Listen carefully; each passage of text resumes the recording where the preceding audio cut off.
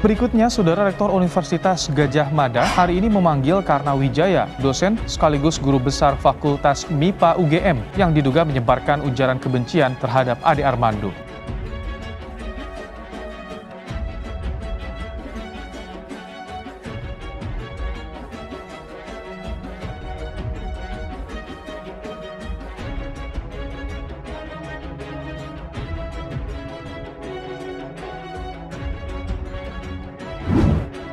Usai memenuhi panggilan Rektor UGM, Karna Wijaya menyatakan permohonan maaf atas isi unggahan yang ia tuliskan di media sosial karena membuat kegaduhan di tengah masyarakat. Pertama saya mohon maaf atas kegaduhan ini ya.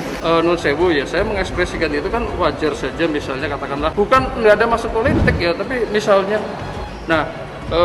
itu juga sebenarnya tidak ada penghinaan menurut persepsi kami ya. Kalau persepsi lainnya nggak ngerti ya, orang kan beda persepsi. Seenaknya berbuat sesuatu setelah polisi melakukan tindakan, minta maaf. Ini apa-apaan yang begini. Saya sudah sampaikan kepada Kapolri, jangan lagi ada maaf, tindak saja.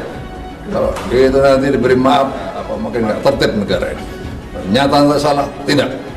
Dunia yang dipenuhi dengan orang-orang yang melampiaskan amarahnya, marah-marah luar biasa, dan setelah itu seperti biasa minta maaf, bahwa setiap orang hendaknya bertanggung jawab atas tindakan yang diambil, dan minta maaf tentu saja tidak akan menghilangkan cacat Anda di mata orang lain.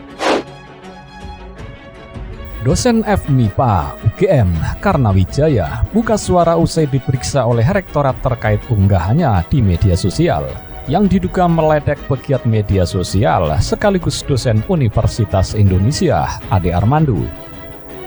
Karena mengaku telah mengomentari peristiwa Ade Armando yang habis dipukuli di depan gedung DPR MPR pada Senin 11 April 2022 kemarin. Hanya saja, dia menyebut unggahannya itu ia tuliskan dengan maksud bercanda.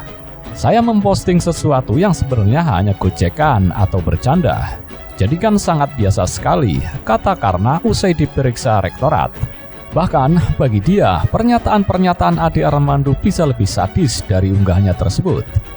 Tapi kan saya ini hanya gojekan saja terhadap kejadian seperti itu, sambung dia menegaskan. Karena mengaku dirinya aktif mengomentari berbagai isu di dunia maya seperti begal atau kejahatan jalanan, ekonomi hingga sosial politik. Yang digoreng cuma isu Ade Armando saja, imbuhnya. Komentarnya yang menuliskan kata disembelih di unggahan lain juga kena goreng. Tangkapan layarnya viral di media sosial.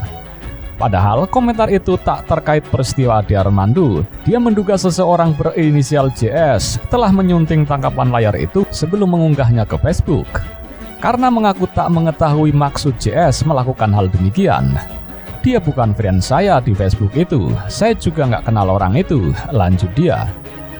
Akan tetapi, karena mengaku telah salah memilih diksi dan berpotensi memunculkan berbagai persepsi via medsos. Tapi kata sembelih juga bukan dalam konteks Ade Armando, tegas dia lagi. Dia juga mengakui telah mengunggah foto 9 tokoh disertai caption satu persatu dicicil massa, diikuti emotikon tertawa. Foto itu diantaranya menampilkan sosok Permardi Arya, Guntur Romli, Denny Siregar, Dewi Tanjung, dan satu figur diberi tanda silang adalah Ade Armando. Lagi-lagi karena mengaku hanya bermaksud bercanda, foto close itu juga bukan ciptaannya dan hanya diambil dari grup WhatsApp. Itu sebenarnya guyonan, tapi sebenarnya begini, nyuwun sewu, saya mengekspresikan itu kan sebenarnya wajar saja, nggak ada maksud politiknya. Tapi kalau mau dikait-kaitkan politik ya monggo, ungkapnya. Ia pun sebenarnya juga tidak ada unsur menghina menurut persepsi kami ya, lanjut dia. Karena bagaimanapun tetap mengakui kesalahannya dan meminta maaf telah membuat gaduh di tengah masyarakat. Dirinya menyerahkan hasil pemeriksaan terhadap dirinya kepada pihak kampus. Saya mohon maaf kepada publik dan ini sidang diproses di UGM. Nanti yang berhak menjawab adalah pihak humas, tentu saja setelah keputusan dari rektor muncul, tutupnya. Dosen yang bergelar profesor di Universitas Gadjah Mada, Karna Wijaya, menghadiri sidang etik yang digelar kampus UGM pada Senin 18 April 2022.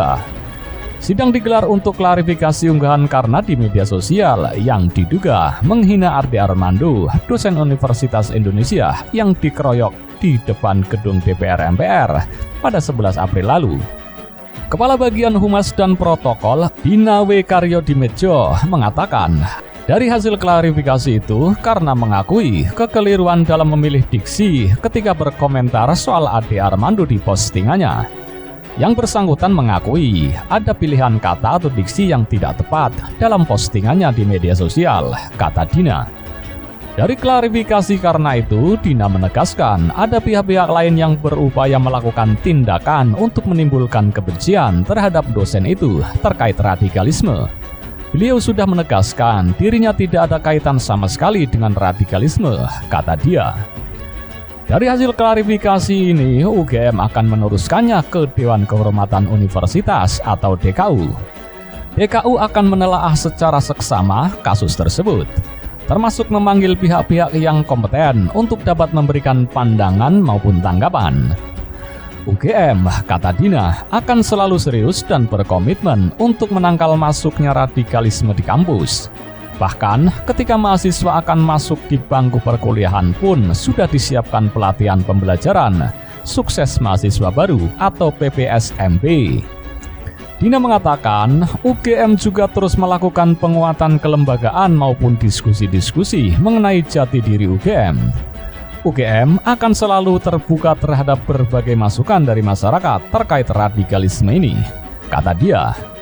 Setiap laporan yang masuk dari masyarakat termasuk tentang radikalisme, UGM akan melakukan penelitian secara seksama.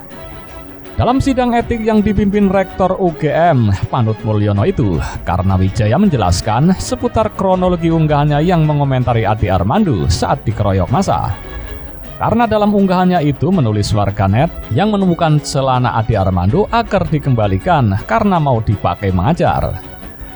Karena yang merupakan guru besar Fakultas Matematika dan Ilmu Pengetahuan Alam atau FMIPA, UGM itu mengklaim unggahannya soal Ade Armando hanya guyonan biasa. Hal itu, kata dia, sama ketika dia berkomentar mengenai gelitih, begal, sampai kelangkaan minyak goreng.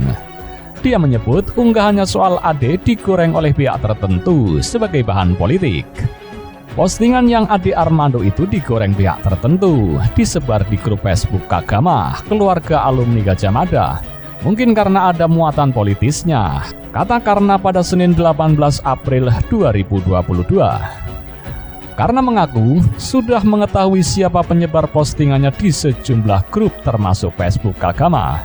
Dia menyebut penyebar bukan dari kalangan internal UGM, bukan dari internal UGM. Orang dengan inisial JS ini yang menyebar postingan Facebook. Seorang ASN aparatur sipil negara yang bekerja pada tempat lain. Kami sudah identifikasi, namun masih konfidensial, kata dia. Sejak postingannya viral di media sosial, Karna mengatakan dirinya terus mendapatkan hujatan. Hujatan itu menurutnya berasal dari para pendengung atau buzzer di media sosial yang selama ini pro terhadap Ade Armando.